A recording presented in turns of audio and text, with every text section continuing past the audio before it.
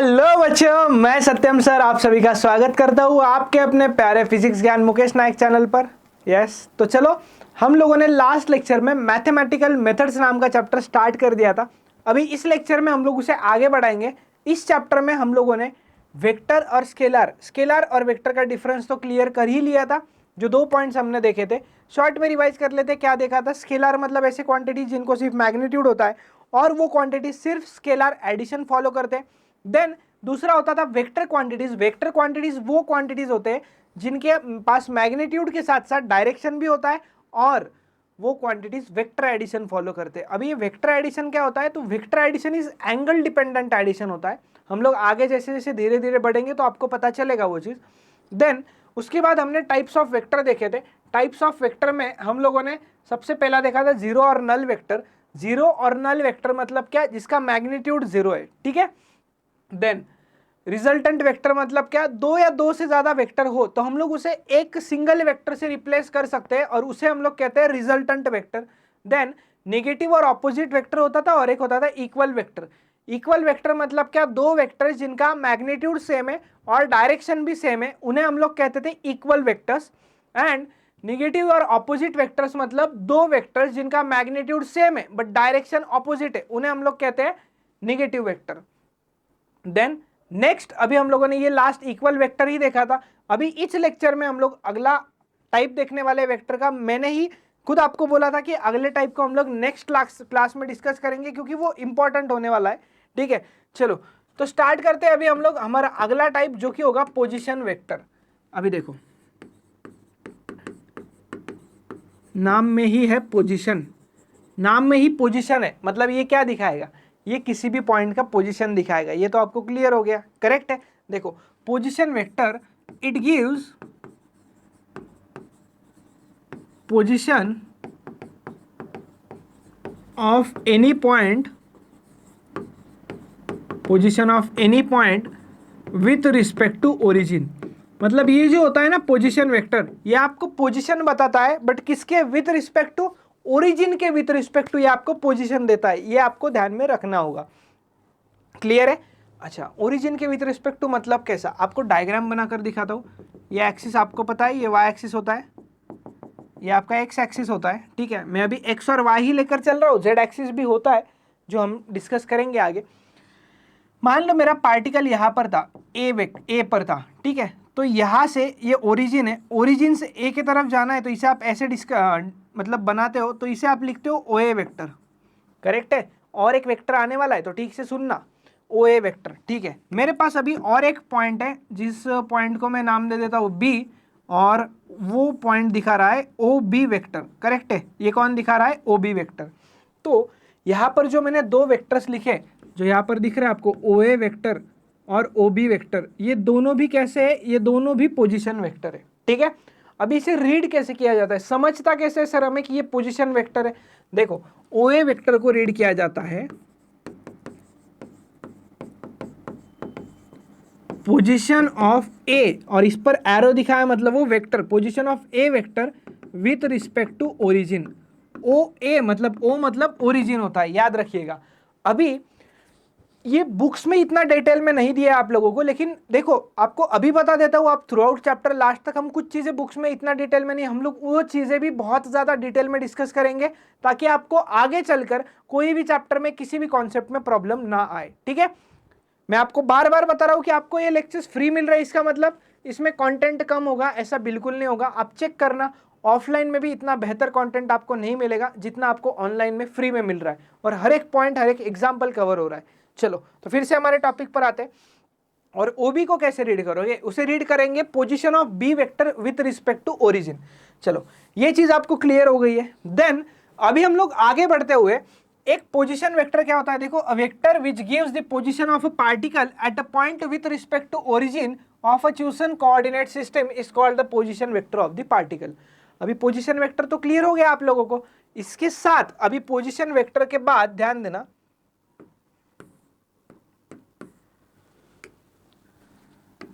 Position vector के बाद एक चीज होता है जो आपको बुक में नहीं दिया हुआ है, उसे हम लोग कहते हैं डिस्प्लेसमेंट वेक्टर। क्या कहते हैं?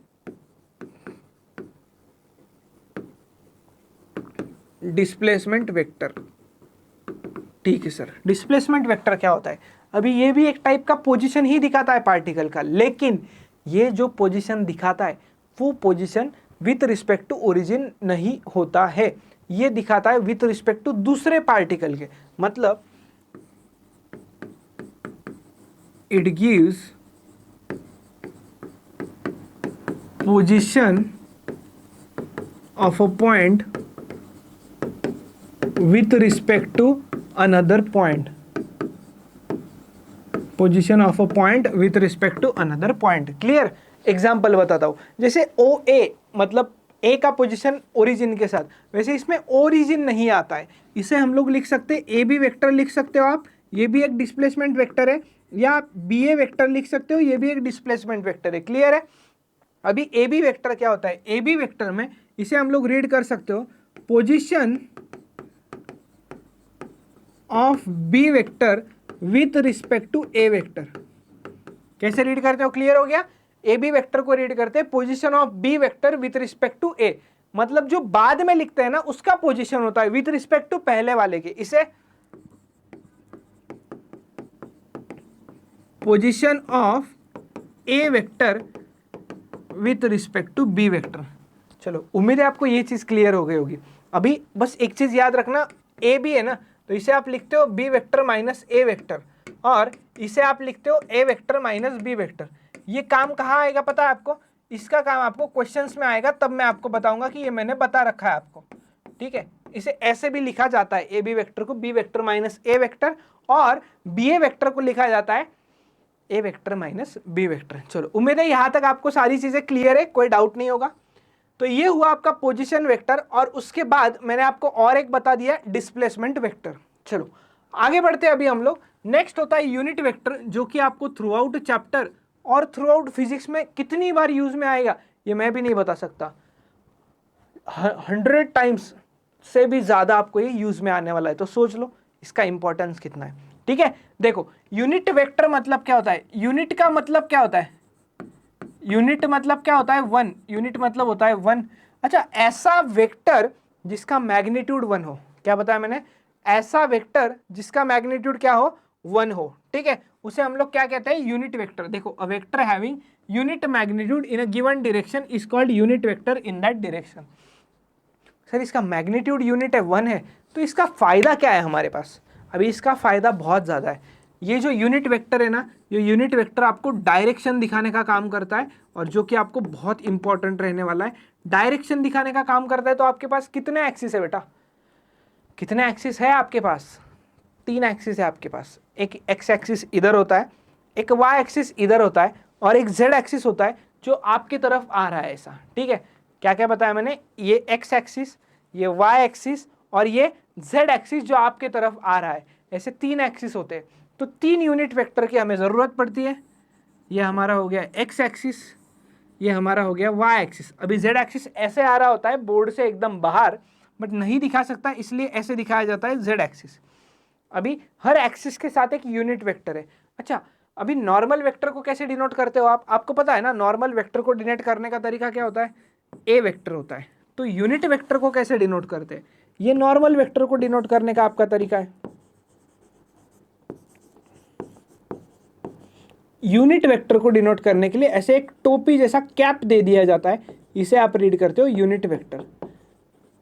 और मोस्टली क्या किया जाता है? यूनिट वेक्टर है समझने के लिए कैप तो दिया ही जा रहा है, उसके साथ साथ उसके लिए स्मॉल लेटर्स यूज किए जाते हैं। क्या यूज किया जाता है?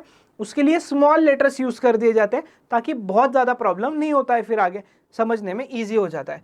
अभी हमारे पास 3 यूनिट वेक्टर्स की जरूरत है, 3 एक्सिस के अलावा। ABCD बहुत बड़ी है, आप कोई भी लेटर ले सकते हो, बट स्टैंडर्ड जो है ना, हर एक बुक में आपको मिलेगा। एक्स एक्सिस के लिए यूज किया गया है आई कैप, वाई एक्सिस के लिए यूज किया गया है जे कैप, और जेड एक्सिस के लिए यूज किया गया है के कैप। आप ए कैप बी कैप भी ले सकते हो, बट जो स्टैंडर्ड चल रहा है उसे चलने दीजिए। आप अगर इसे चेंज करोगे तो आपको हर एक चीज चेंज कर करके पढ़ना पड़ेगा, तो बहुत ज़्यादा एफर्ट हो जाएगा। उससे अच्छा जो दिया है वैसे ही पढ़ लिया करो। एक्स एक्सिस के साथ अगर यूनिट वेक्टर दिखा रहा है तो आई कैप, वाई एक्सिस के साथ जे कैप, जेड एक्सिस के साथ के कैप। अब इसका मीनिंग क्या होता है, कैसे इसे यूज किया जाता है, एक एग्जाम्पल बताता हूँ आपको। ठीक है, मान लो मेरे पास एक पॉइंट था, ए पॉइंट, भले ही वो यहाँ पर दिख रहा है आपको, बट वो जो ए पॉइंट है ना, वो ए पॉइंट मेरा एक्स वाई जेड तीनों में है, तो मान लो 3,4,7 ऐसे उस ए पॉइंट के कोऑर्डिनेट्स है। अगर आपको इसको वेक्टर फॉर्म में दिखाना है तो आप इसका पोजीशन वेक्टर कैसे दिखाते हो, इसका पोजीशन वेक्टर हम लोग दिखाते हैं सर ओ ए वेक्टर, करेक्ट है। अभी इसका पोजीशन मतलब आपको ओ से ए जाने के लिए मुझे बताओ एक्स में चलना पड़ा, वाई में चलना पड़ा, जेड में चलना पड़ा, किस में चलना पड़ा सर? एक्स में भी चलना पड़ा, वाई में भी, जेड में भी। तो इसे कैसे दिखाते हैं, देखो एक्स में आपको 3 चलना पड़ा, अभी 3 मीटर यूनिट्स बोल दो, ठीक है। वाई में आपको 4 चलना पड़ा और जेड में आपको 7 चलना पड़ा। तो इसे कैसे लिखते हैं, एक्स में 3 मतलब 3 आई कैप, क्लियर, प्लस वाई में 4 मतलब 4 जे कैप, प्लस जेड में 7 के कैप। ये हुआ आपका ए बी वेक्टर। चलो मान लेते हैं आपको और एक कोई पॉइंट है आपके पास बी पॉइंट, उसका आपको कोऑर्डिनेट्स बता देता हूँ 2,5,-9, ठीक है। तो ओ बी वेक्टर कैसे लिखोगे आप? अभी ओ ए वेक्टर मतलब ये चीज हो गया, ओ बी वेक्टर मतलब ये चीज हो गया। ओ बी वेक्टर कैसे लिखोगे? ओ बी वेक्टर आप लिखोगे एक्स में कितना चलना पड़ा 2, तो उसके साथ आई कैप, मतलब आपको समझ जाता है एक्स में हम लोग 2 चले, वाई के साथ 5 जे कैप, और ये के मतलब जेड एक्सिस में -9, तो यहाँ पे साइन के साथ -9 के कैप दे देना है।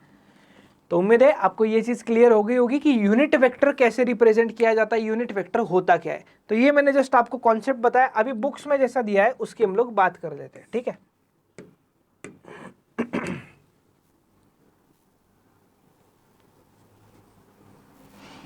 अभी जो भी वेक्टर हम लोग लिखते हैं ना, उस वेक्टर को 2 चीजें होती है, वेक्टर को एक तो मैग्नीट्यूड होता है और वेक्टर का एक डायरेक्शन होता है। देखो vector is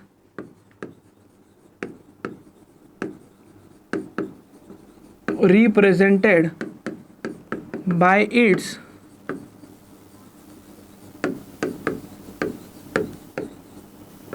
magnitude and direction.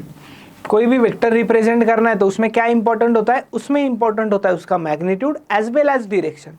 तो अगर मैं मान लो m वेक्टर है मेरे पास, तो इसको डिनोट करूंगा um से, ठीक है। आपको बुक में भी दिया होगा ये um मतलब उसका यूनिट वेक्टर, और इसे m से डिनोट कर दूंगा। ये क्या दिखा रहा है, यू कैप उसका डायरेक्शन दिखा रहा है बेटा।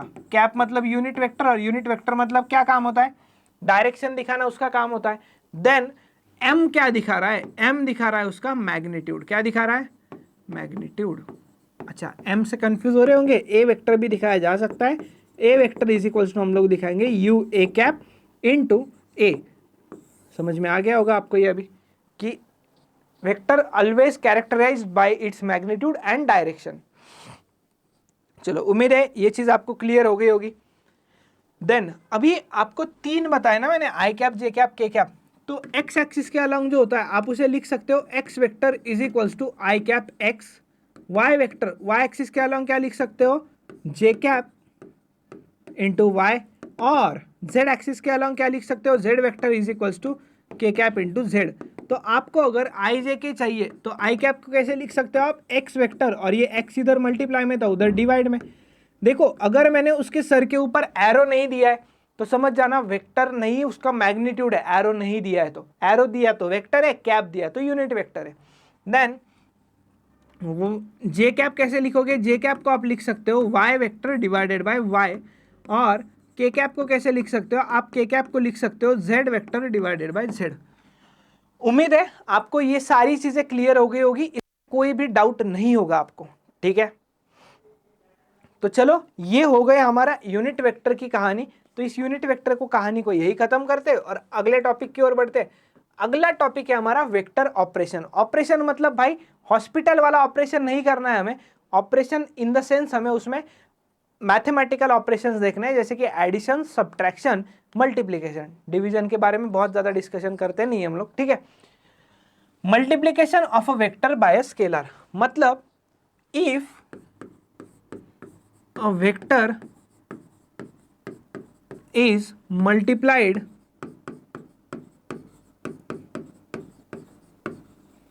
by a scalar, if a vector is multiplied by a scalar, then the result obtained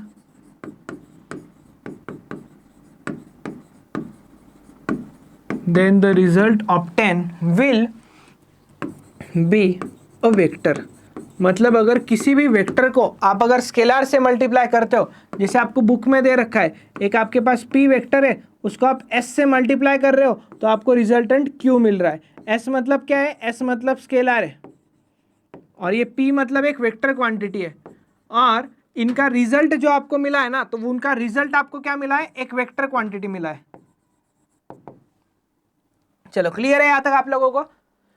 तो ये हमारा हुआ multiplication of vector by scalar. इसका कोई एग्जांपल, कोई भी एक क्वांटिटी ले लेना, वो वेक्टर क्वांटिटी होनी चाहिए। उस वेक्टर क्वांटिटी को अगर आप स्केलर क्वांटिटी से मल्टीप्लाई करते हो तो उसका रिजल्ट आपको क्या मिलता है? वेक्टर मिलता है। ठीक है, चलो अभी आगे बढ़ते हैं हम लोग। नेक्स्ट चीज है addition and subtraction of vectors. वैसे अगर देखा जाए शॉर्ट में बताऊं तो सब्ट्रैक्शन होता ही नहीं है, वो भी एडिशन ही होता है। कैसे? मान लो अभी मेरे पास अगर दो वेक्टर्स है, एक वेक्टर ए वेक्टर है और दूसरा हमारे पास बी वेक्टर है, तो इन दो वेक्टर्स का एडिशन करना क्या होता है, सब्ट्रैक्शन क्या होता है, वो अभी देखेंगे। देखो, द एडिशन और सब्ट्रैक्शन ऑफ टू और more vectors of the same type describing the same physical quantity. इसका मतलब क्या है पता है? अगर आप फोर्स वेक्टर को ऐड करना चाहो तो F1 वेक्टर F2 वेक्टर आप ऐड कर सकते हो, लेकिन आप कहोगे कि और एक वेक्टर क्वांटिटी है मेरे पास वेलोसिटी, वो इसमें ऐड कर दो, तो ये पॉसिबल नहीं है, क्योंकि वेक्टर हो तो भी चलेगा बट सेम फिजिकल क्वांटिटी होना चाहिए। Then gives rise to a single vector such that the effect of single vector is the same as the net effect of the vectors which have been added और subtracted. मतलब क्या?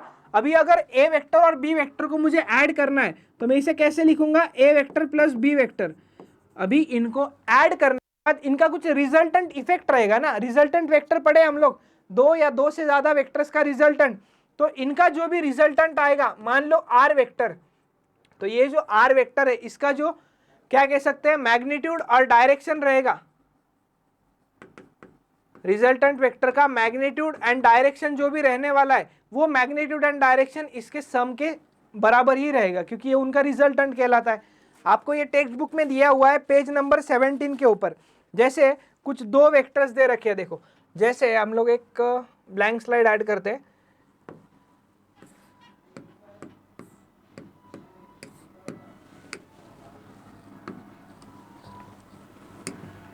चलो अभी देखो, अगर मेरे पास दो वेक्टर है, आपको जो बुक में दिया है वही एग्जांपल ले रहा हूं मैं, पेज नंबर 18 पर दिया हुआ है। देखो, ये 5 सेंटीमीटर का एक ए बी वेक्टर है और एक वेक्टर आपको दिया है 7 सेंटीमीटर का बी सी वेक्टर।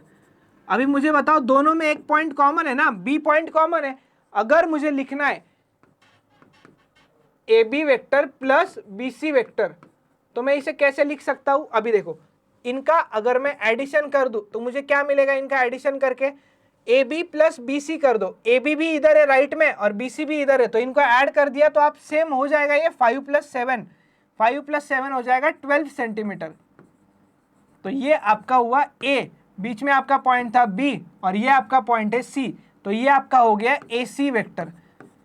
इसे हम लोग क्या कहते हैं? Addition of vectors. समझ में आया आपको? Addition of vectors. अभी सब्ट्रैक्शन ऑफ वेक्टर्स देखते हैं। यहां पर मैं लिख देता हूं, ये एडिशन ऑफ वेक्टर्स का एग्जांपल था। देन अभी सब्ट्रैक्शन ऑफ वेक्टर्स पर ध्यान दीजिएगा। सब्ट्रैक्शन ऑफ वेक्टर्स कैसे निकालते हैं हम लोग? मैं अभी कोई एग्जांपल ले रहा हूं, बुक वाला एग्जांपल नहीं रहा हूं। मेरे पास एक ए बी वेक्टर है, ए बी वेक्टर का लेंथ कितना है मेरे पास? मान लो 5 सेंटीमीटर। और मेरे पास एक बी सी वेक्टर है। बी सी वेक्टर कैसे रहेगा वो भी आपको दे रखा है यहाँ पर। बी सी वेक्टर है मेरे पास, इसको हम लोग अभी न्यूटन वगैरह में लिया हुआ है उन्होंने, तो हम लोग इसे भी न्यूटन में ले लेते हैं। चलो ठीक है, वही वैल्यूज लेना है तो वही वैल्यूज ले लेते हैं, ताकि आपको बहुत ज़्यादा कंफ्यूजन नहीं होगा। ए बी वेक्टर आपको दिया हुआ है 11 न्यूटन और ये आपको दिया है मान लो 5 न्यूटन, और आपको क्या फाइंड करने बोला है? आपको बोला है इनका रिजल्टेंट निकालो। मेरे भाई, एक वेक्टर राइट में है, एक वेक्टर लेफ्ट में है, डायरेक्शन अलग अलग है, और वेक्टर में डायरेक्शन मैटर करता है। सिंपल क्वेश्चन है, मैं यहाँ पर खड़ा हूँ, मुझे कोई एक बंदा यहाँ से खींच रहा है 11 न्यूटन से, और इधर भी खींच रहा है मुझे कितने, चलो इसी यही 11 न्यूटन से, सॉरी इधर खींच रहा है, और 5 न्यूटन से इधर खींच रहा है। मैं कहाँ जाऊँगा? इधर 11 इधर 5, कहाँ जाऊँगा मैं? यस, ऐसे चला जाऊँगा मैं इधर, लेकिन कितने फोर्स से जाऊँगा मैं इधर? जल्दी बताइए, कितने फोर्स से जाऊँगा? यस, ऑब्वियसली 6 न्यूटन से जाऊँगा मैं, क्योंकि आपने रिजल्टेंट निकाल लिया। तो तो इनका रिजल्टेंट आप जब निकालोगे तो वो आएगा इस साइड, जिसे आप लोग कह दोगे AC, और जो कि कितना रहेगा 6 न्यूटन रहेगा। समझ में आ गया होगा आपको ये? अरे आया नहीं आया ये समझ में? क्लियर है? तो इसमें हमने सब्ट्रैक्शन किया, इसमें हमने क्या किया? सब्ट्रैक्शन किया। AC वेक्टर अगर आपको निकालना था तो इसमें मैंने क्या किया? AB vector minus BC vector किया, तब जाकर मुझे AC वेक्टर मिला। तो इसे हम लोग कहते हैं सब्ट्रैक्शन ऑफ वेक्टर्स। क्या कहते हैं? Subtraction of vectors. और इसे हम लोग क्या कहते थे? Addition of vectors. चलो, उम्मीद है आपको ये चीज क्लियर हो गया होगा।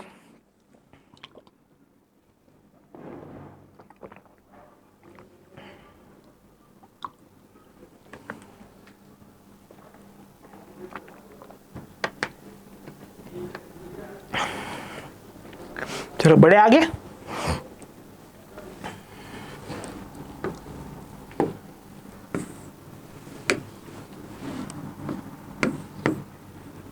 चलो अभी नेक्स्ट आता है हमारे पास triangle law of vector addition. क्या आता है? Triangle law of vector addition. इसमें आपको भले ही डायग्राम दिख रहा है, टेंशन नहीं लेना है, एक ट्रिक बताऊंगा, उससे इजीली सॉल्व हो जाएगा। देखो पहले स्टेटमेंट पढ़ लेता हूँ, वो आपको समझ में नहीं आएगा बिल्कुल तो भी कोई प्रॉब्लम नहीं, आया तो बहुत बढ़िया। If two vectors describing the same physical quantity are represented in magnitude and direction by the two sides of a triangle taken in an order, then their resultant is represented in magnitude and direction by the third side of this triangle drawn in opposite sense from the starting to first vector to the end of second vector। मतलब triangle law याद रखिएगा। सबसे पहली बात, आपके पास vectors के लिए कुछ लॉज होते हैं। वेक्टर्स के लिए आपके क्या क्या लॉज होते हैं? आपके लिए वेक्टर्स के आपके पास एक होता है triangle law of vector addition, then एक होता है आपके पास parallelogram law of vector addition, और एक लास्ट होता है आपके पास polygon law of vector addition.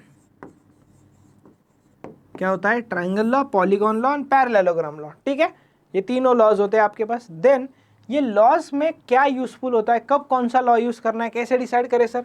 सबसे पहली बात तो, अगर आपके पास दो वेक्टर्स है और उनका रिजल्टेंट आपको निकालना है तो आप आंख बंद कर कर ट्राइंगल लॉ या पैरेललोग्राम लॉ यूज कर सकते हो।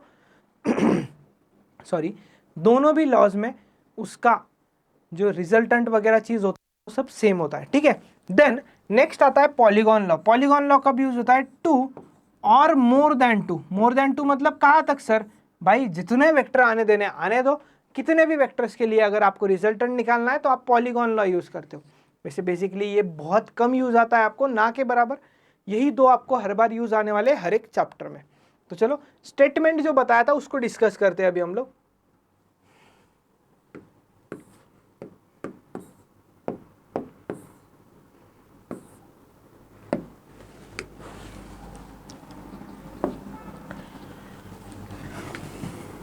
देखो मान लो मेरे पास दो वेक्टर्स है, मैं कुछ एग्जांपल्स ले रहा हूँ।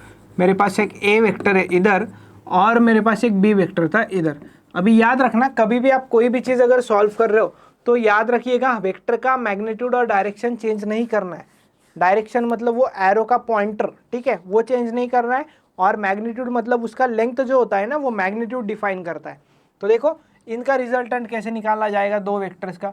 ए वेक्टर एज इट इज बना लीजिए, ट्राइंगल लॉ बता रहा हूं मैं आपको। पहला वेक्टर कौन था मेरा? ए वेक्टर, एज इट इज बना लिया। एकदम आराम से शांति से बताऊंगा, ठीक से सुनना। ए वेक्टर एज इट इज बना लिया, बी वेक्टर भी एज इट इज बनाओ, बट कहां से? वेक्टर की दो चीजें होती है। देखो ये अगर मैं वेक्टर ड्रॉ कर दूं ना, ये अगर मैंने कोई एक वेक्टर ड्रॉ कर दिया, मान लो ये वेक्टर पॉइंटर आपको क्या दिखाएगा? डायरेक्शन दिखाएगा। अभी देखिए इस वेक्टर को क्या होता है, इस वेक्टर में ये पिछला वाला पार्ट है वेक्टर का, तो इस चीज को हम लोग कहते हैं टेल ऑफ द वेक्टर। क्या कहते हैं? Tail of the vector. और ये आगे वाला पार्ट है, तो इस पार्ट को हम लोग वेक्टर के कहते हैं हेड ऑफ द वेक्टर। क्या कहते हैं? हेड और tail of the vector. Clear है? तो ये A vector as it is draw कर लिया। देन याद रखिए बी वेक्टर ड्रॉ करना है ए के हेड से। कहां से? ए के हेड से। ए के हेड से मतलब इधर, ये हो गया आपका बी वेक्टर। अभी ये आपको ट्राइंगल के दो साइड्स दे रहा है, एक ऐसा हो गया ए और एक ऐसा हो गया बी। तो ये आपको ट्राइंगल के दो साइड्स मिल गए। और इनका रिजल्टेंट कैसे देगा पता है? तीसरा साइड ज्वाइन कर लो। कैसे ज्वाइन करना है तीसरा साइड पता है? ए वेक्टर के स्टार्टिंग पॉइंट से बी वेक्टर के एंडिंग पॉइंट तक। ए वेक्टर का स्टार्टिंग पॉइंट क्या था, ये वाला पॉइंट था ए वेक्टर का स्टार्टिंग, और बी वेक्टर का एंडिंग मतलब ये वाला पॉइंट है। समझ में आ गया? तो इसको आप इस तरीके से बना सकते हो, और इसको ड्रॉ करने का डायरेक्शन होता है इनिशियल पॉइंट से लेकर फाइनल पॉइंट तक। इसे आप लोग कहते हो रिजल्टेंट वेक्टर। चलो कुछ एग्जाम्पल्स ले लेते ताकि आपको क्लियरिटी आएगी। ये तो एक एग्जाम्पल था। मान लो ए वेक्टर इधर है मेरा और मेरा बी वेक्टर इधर है। मैंने क्या बताया आपको, वही स्टेप्स फॉलो करना है। देखो A vector as it is draw कर लीजिएगा। A vector as it is draw कर लिया मतलब इस साइड में, ये सर कर लिया। देन बी वेक्टर कहाँ से ड्रॉ करना है, बी वेक्टर ड्रॉ करना है ए वेक्टर के हेड से। कहाँ से, ए वेक्टर के हेड से, मतलब इधर ड्रॉ करना है आपको बी वेक्टर। हाँ सर कर लिया, मैग्नीट्यूड डायरेक्शन चेंज नहीं किया। अभी ये ट्राइंगल के दो साइड्स हो जाते हैं। अभी ट्राइंगल का तीसरा साइड मतलब क्या, कैसे ज्वाइन करोगे आप इन्हें, आप ऐसे ज्वाइन कर सकते हो, ये एक ऑप्शन होता है आपके पास, या आप ऐसे ज्वाइन कर सकते हो, ये एक ऑप्शन होता है। लेकिन हम लोग कौन से ऑप्शन के साथ जाएंगे, हम लोग जाएंगे इनिशियल से फाइनल पॉइंट के ऑप्शन की तरफ। इनिशियल से फाइनल पॉइंट के ऑप्शन की तरफ, ये आपका इनिशियल पॉइंट और ये हो गया आपका फाइनल पॉइंट। इसे आप लोग कहोगे resultant of A and B vector. इसे कैसे लिखा जाता है, इसे लिखा जाता है A vector plus B vector, vector format में।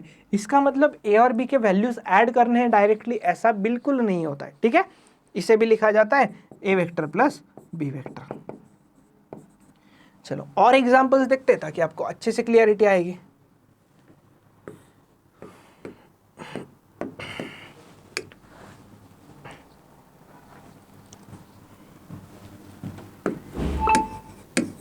मान लो मेरे पास ए वेक्टर ऐसा था और मेरे पास एक बी वेक्टर इस तरीके से। ठीक है, चलो अभी इनका रिजल्टेंट वगैरह आपको निकालना है। तो पहला वेक्टर कौन सा था मेरा, पहला ए वेक्टर था, तो मैंने ए वेक्टर को ऐसे बना दिया। बी वेक्टर कहाँ से ड्रॉ करोगे आप, बी वेक्टर ड्रॉ करेंगे हम लोग ए के हेड से। ए का हेड मतलब क्या, एरो पॉइंटर वाला। कहाँ ड्रॉ करेंगे सर, बस उसी डायरेक्शन में, डायरेक्शन चेंज नहीं होने देना है। ये हो गया आपका बी वेक्टर। चलो उम्मीद है आपको अच्छे से और बढ़िया से क्लियर हो रहा है। देन आपको इनका रिजल्टेंट ज्वाइन करने के लिए ऑप्शन है ऐसा ज्वाइन कर लिया। एरो कहाँ दिखाना होता है, एरो दिखाना होता है ए का स्टार्टिंग और बी का फाइनल। ए का स्टार्टिंग मतलब इधर और बी का फाइनल मतलब इधर। तो ये हो गया आपका रिजल्टेंट वेक्टर। चलो उम्मीद है आपको क्लियर हो चुका होगा। देन अभी मैं आपको एक एग्जांपल बता देता हूँ सब्ट्रैक्शन ऑफ वेक्टर्स पर। ठीक है,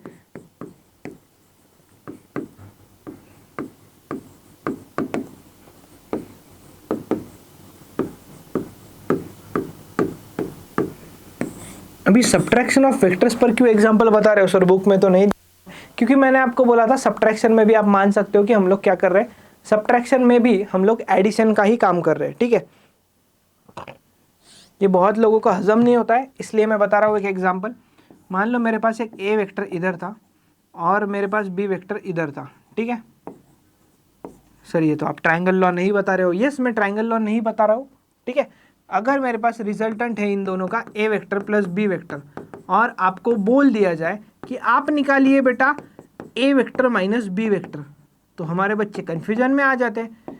कुछ नहीं करना है बेटा, ध्यान दीजिए। इसको मैं ऐसे लिख सकता हूँ क्या, आप लोग ही बताओगे। R vector is equals to A vector plus minus of B vector. लिख सकता हूँ क्या मैं इसे, ऐसा बताओ, इस चीज को मैं ऐसा लिख सकता हूँ क्या, बताइए जल्दी से। यस, ऑब्वियसली लिख सकता हूँ, क्योंकि प्लस माइनस माइनस होके यही मिलने वाला है। तो ये माइनस बी वेक्टर मतलब negative of B vector, negative of B vector मतलब इसे मैं ऐसे ड्रॉ कर देता हूँ। इधर सेम मैग्नीट्यूड रहेगा बट डायरेक्शन ऑपोजिट रहेगा, इसे आप कह दोगे माइनस बी वेक्टर। और इसे जो आप इन दोनों का जो रिजल्टेंट निकालोगे ना, वो रिजल्टेंट आपका रहेगा R vector is equals to A vector minus B vector. समझ में आया? हमेशा रिजल्टेंट जो होता है ना दो वेक्टर्स का, वो उसके बीच में लाई करता है। देन और इसे दिखा सकते हैं, इनका रिजल्टेंट ये बीच में होता था, तो इसे हम लोग बता सकते हैं ए वेक्टर प्लस बी वेक्टर। कैसे पता है, यहाँ पे एक स्टेटमेंट लिख देता हूं मैं।